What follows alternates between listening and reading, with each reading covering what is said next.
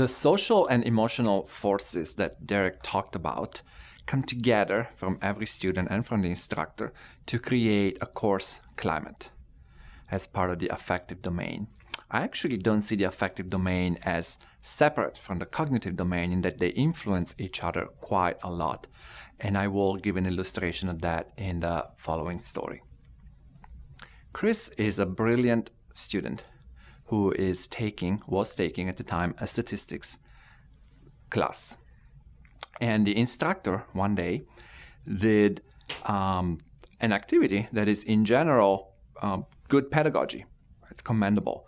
The instructor passed around a series of index cards asking the students to record their height and then check whether they were male or female. So the good part of this is that it's always advisable. It generates motivation when you collect your own students' data and then you use that to illustrate statistical topics. The students feel invested. Except what went wrong today for Chris. I surmise that at the time of the semester that this story happened, the instructor was going to use this data to put box plots on the board or on Excel about heights for males and females and then compare them and maybe introduce probably a t-test for the difference of two means. I don't know for sure because Chris actually doesn't really remember what happened in class that day. Because as soon as this card was passed around, an internal monologue started for Chris. Chris is part of a growing number of students, of people in general, who identify as genderqueer. Chris does not identify as male or female. Maybe neither, maybe both, maybe a third gender altogether. So Chris did not have a whole lot of options on this card. And so this is sort of the thought process that happened. Oh my God, I can't believe this just happened. What am I going to do now? He's expecting me to put something up. Oh, I don't want to pick male. I don't want to pick female. Maybe I should just leave it blank. Oh, but then he's going to, ask why do people leave it blank? What if he scolds me? Maybe I should just draw another box in there and call it neither and check that. Oh, but then they're going to make fun of me. I don't know. What if he's prejudiced? What if this then counts against my grade somehow? Oh my God, he's coming back. I need to figure out what to do. Oh, I'm such a coward. I should have, why did I just check my birth gender? I should have done something different. I don't know. Oh, I can't believe I did that. I'm so disappointed in myself now. Oh, I hate myself. Oh, maybe I should drop this course. So that's what happened, the way Chris recounted this to me. Emotional interference happened, and it interfered with cognitive processes, and it was very distracting from the content at hand. Chris was not able to focus and learn the formulas and such, even though Chris had been doing well in the course, had no problems whatsoever. It just happened that the well-meaning instructor created conditions that made Chris feel not included in the course. And so, because this has serious consequences on learning, we should think about this a little more. Research on climate started in the 80s, and it was part of gender studies about documenting, especially for women in STEM, the chilly climate is what they called it at the time, which included blatant examples of even sexual harassment and groping in the classroom. Fortunately, those things really don't happen anymore, but have shaped how people think about these issues. They think about chilly climate ideas as a deplorable thing that should never happen, that thankfully is not happening at the blatant level anymore. And then if it happens a little bit, the women or any other group of students or any other individual student gets a little picked on maybe by some innocuous things. That's just regrettable. But instead, later research has demonstrated that chilly climate actually affects learning. It affects critical thinking, it affects persistence in the major and in school. It affects preparation for a professional career through a series of mediating mechanisms. First and foremost, this idea of generating emotions, like in the story that I just said. If a course generates emotions that have to do with frustration, or maybe shame, or guilt, or anger, that is not going to involve students in further opportunities for learning, as opposed to a course that generates surprise and excitement and affirmation for students.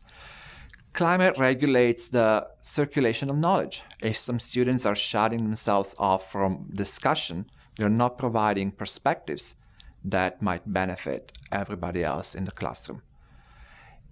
This impacts the development of skills that we all care about, such as leadership skills and citizenship skills. It can channel energies away from learning or toward it. Let's take the case of, say, LGBT students in the closet who are worried about monitoring their speech. So they're using non-gender specific pronouns in discussions and avoid mentioning websites or activities that they did or places where they were that might reveal things that they don't want to be revealed. So that's where their mental energies are going. And each little mental calculus that's happening in that direction is energy that is not spent on learning. And climate communicates expectations placed on students and ultimately power dynamics, where we walk in with already ideas, fixed ideas of who is going to be smart and successful in this class, who is going to be dependable, who is going to be making excuses, who is going to be trustworthy, and so on. So let's think about these issues a little more. Many people think of climate as binary. It's either good or bad.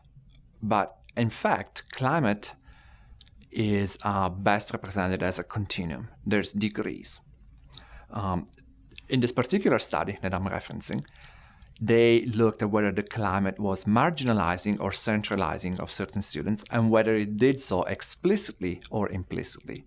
So at the lower end of the continuum, you might have a course climate that's explicitly marginalizing of certain students. For instance, I worked many years ago with an instructor who would say on the first day of class, "I do not believe in disabilities, so do not ask me for accommodations, don't even ask." Now, that instructor got a talking to because that's illegal.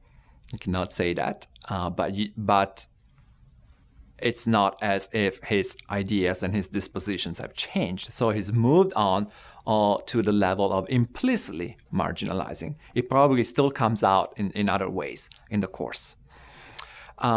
Chris probably felt implicitly marginalized in that course when there was no box that captured their identity. Let's imagine as a thought experiment that Chris had said something and said, those 2 boxes are not enough for me, I need a 3rd box. What could have happened? If the instructor shut Chris down, then we're back into being marginalizing. But if the instructor had said something like, "Thank you for letting me know, I wasn't aware that people can identify beyond the gender binary. We all learned something today. And in fact, this is good statistical learning because now we have 3 categories. We can't use the t-test to compare 3 different groups. We need to build more statistical machinery. That's a great segue into ANOVA. So thank you so much, Chris." Now we're talking about a climate that's implicitly centralizing, puts that perspective at the center as a valued perspective. And maybe next year, when the professor knows that that might be an issue, if they do the same activity, already comes in with cards that include multiple options. So now it's explicitly centralizing. And Chris doesn't have to guess whether they should raise their hand and make a big deal of this. Because the problem with the implicitly centralizing stage is that the risk, the onus, is on the student to raise the issue, and then they don't know if it goes well or if they get shut down. So if we can take that risk off of the students, that's more energies that can be channeled toward learning. So in this particular study, they explained the different categories of course climate to professors, and they asked the professors to rate their own course climate. And professors rated them between implicitly and explicitly centralizing. Well, then they asked the students. And the students put the course squarely into implicitly marginalizing. So there's a difference of 1.5 points in the average here on a 4-point scale. That's a pretty significant difference. And it's a good reminder for everybody, for all of us, that climate is defined as the perception of the climate. We're all in this room taking the same course from the same instructor, and some of us might feel frustrated, some of us might feel affirmed, some of us might feel included or excluded.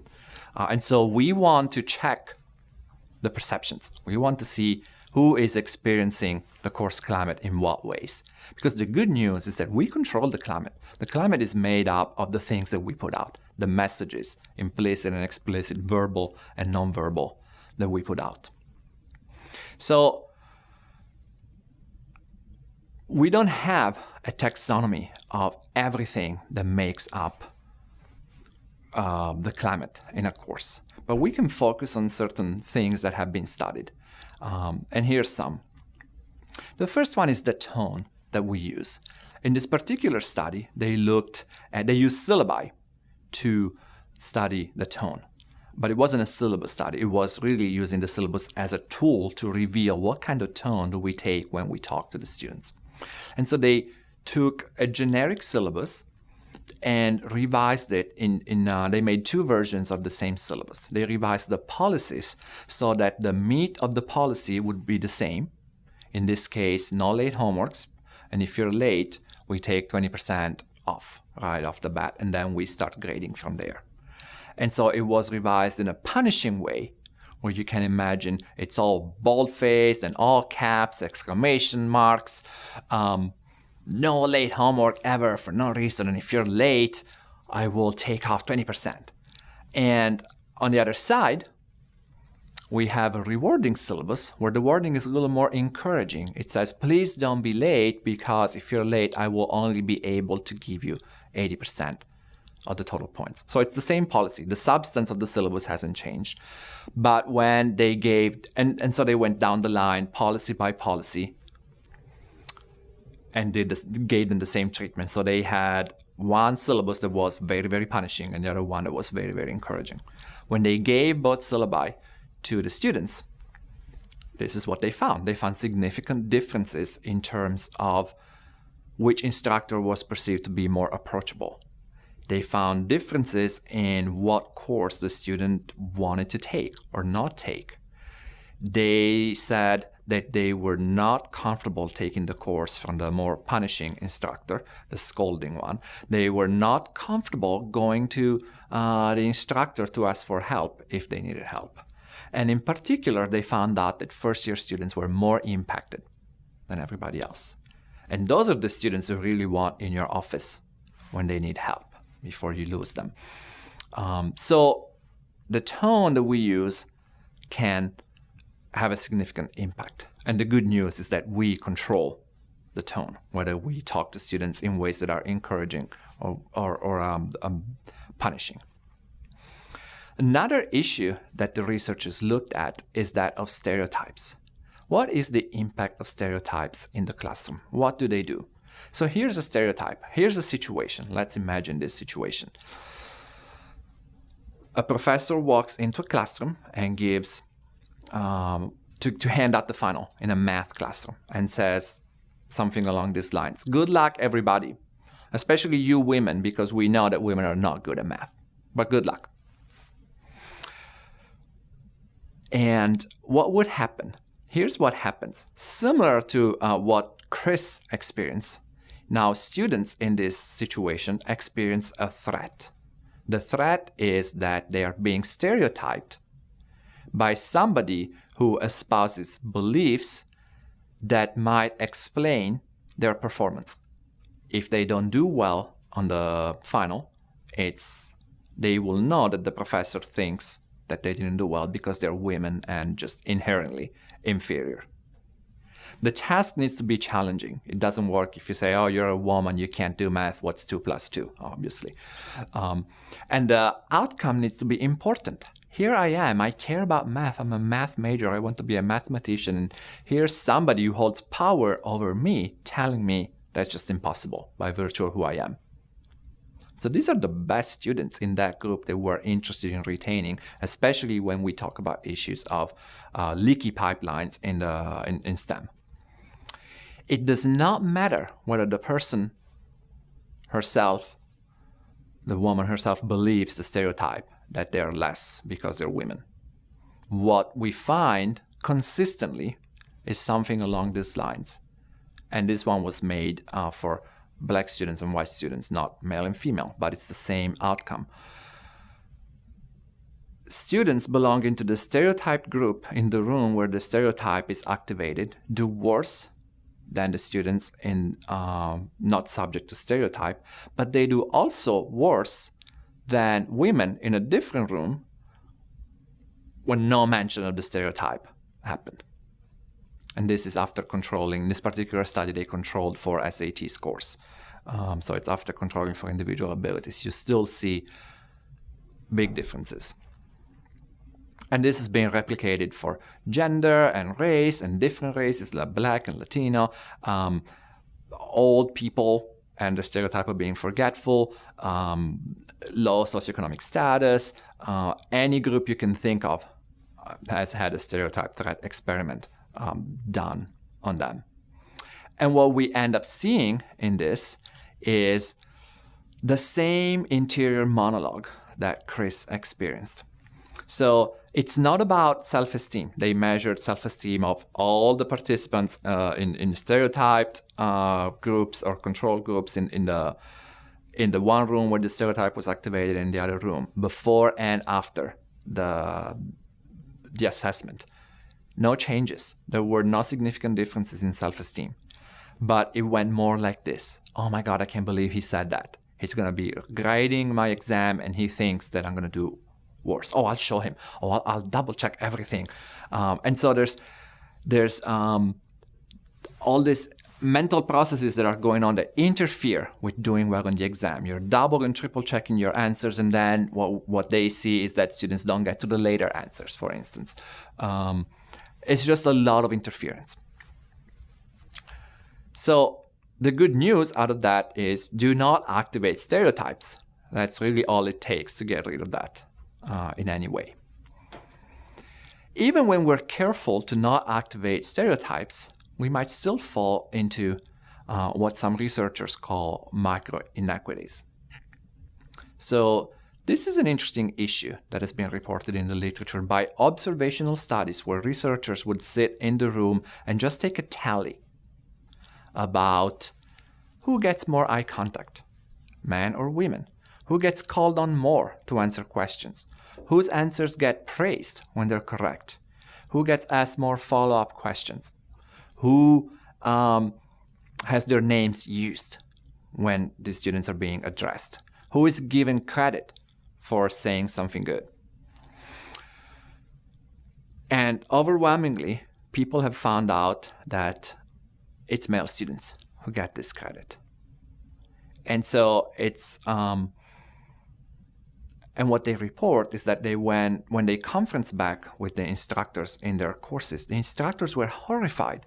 These are well-meaning instructors, both male and female, who found themselves doing things that they would never advocate doing and that they thought they were absolutely not doing. Of course I give equitable time to everybody. Of course I call on everybody. Of course I use their names when I remember them.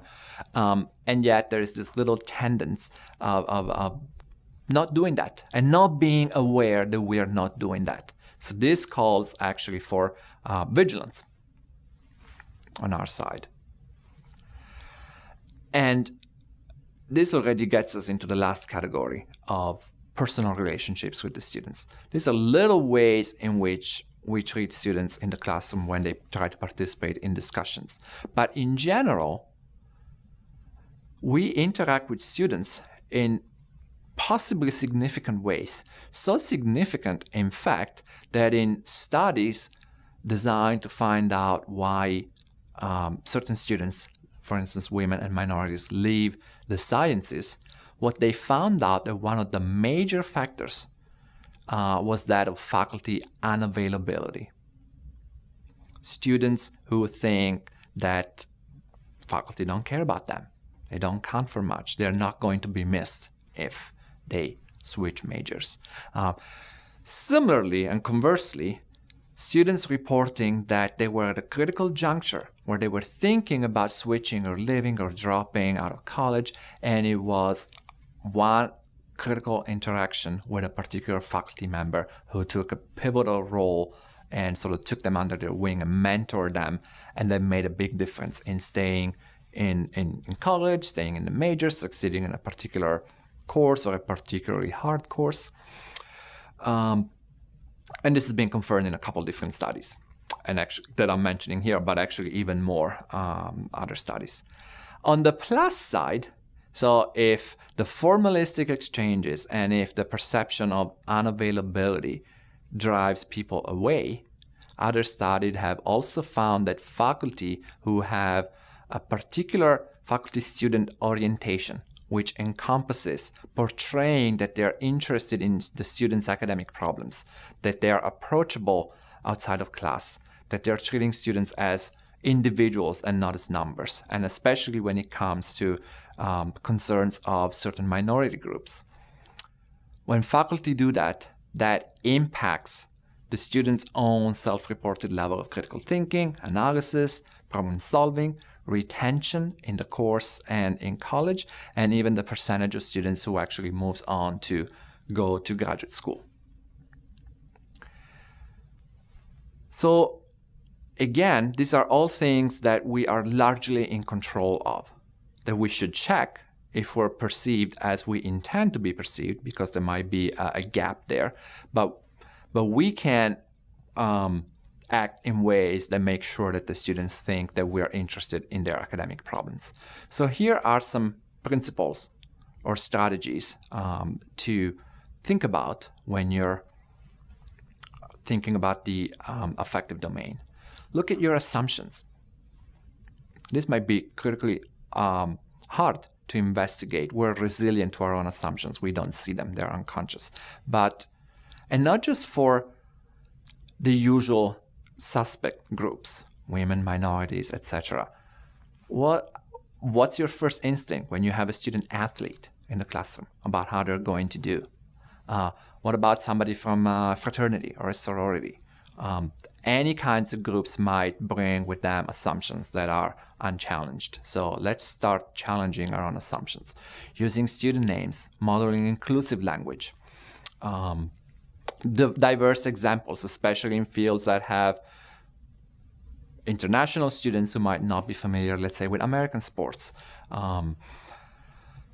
If the course involves a significant interactive discussion component, then let's get on the same page from the beginning about the kinds of ways we want to interact here so that everybody feels affirmed and supported, even when maybe they get it wrong.